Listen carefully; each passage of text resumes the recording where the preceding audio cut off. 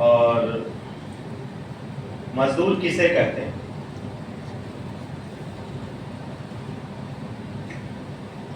तो कहा गया है कि दुनिया का हर वह व्यक्ति जो अपने काम के बदले मजदूरी लेता हो वह मजदूर है,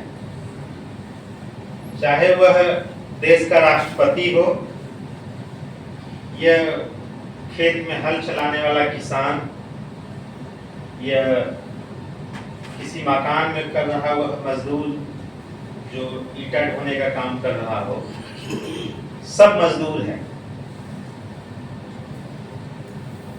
किंतु व्यवस्था में दोष के वजह से यह एक राजतंत्र को आज तक हम ढोते आए हैं प्रजातंत्र का चादर ओढ़ करके। तो एक मजदूर राजा बन गया और दूसरा मजदूर मजदूर से भी बदतर हो गया, वह श्रमिक बनकर रह गया। श्रमिक का मतलब होता है जो श्रम करता है बट उसे मजदूरी भी नहीं मिलती है।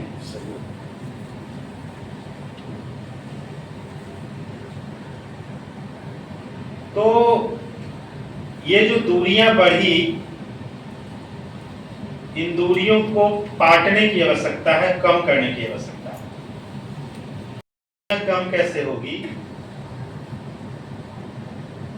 तो इस दूरियों को कम करने का एकमात्र माध्यम है शिक्षा। जब तक हमें ये पता नहीं होगा कि हमारे जिले में बैठे हमारे कलेक्टर साहब, हमारे डीएम साहब हमारे लिए हैं, वो भी एक मजदूर हैं, वो जनता के सेवक हैं, जनता के नौकर हैं, और उनसे हम उसी भाषा में बात नहीं करेंगे, उसी तरह से जब हम अपने अधिकार की मांग नहीं कर पाएंगे तब तक हम इन दूरियों को पाट नहीं सकते हैं।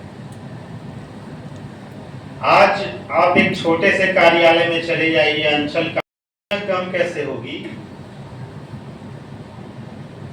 तो इस दूरियों को कम करने का एकमात्र माध्यम है शिक्षा। जब तक हमें ये पता नहीं होगा कि हमारे जिले में बैठे हमारे कलेक्टर साहब, हमारे डीएम साहब हमारे लिए हैं, वो भी एक मजदूर हैं, वो जनता के सेवक हैं, जनता के नौकर हैं,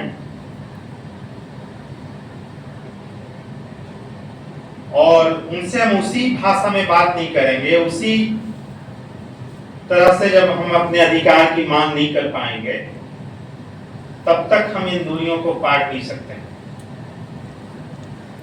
आज आप एक छोटे से कार्यालय में चले जाइए, अंचल का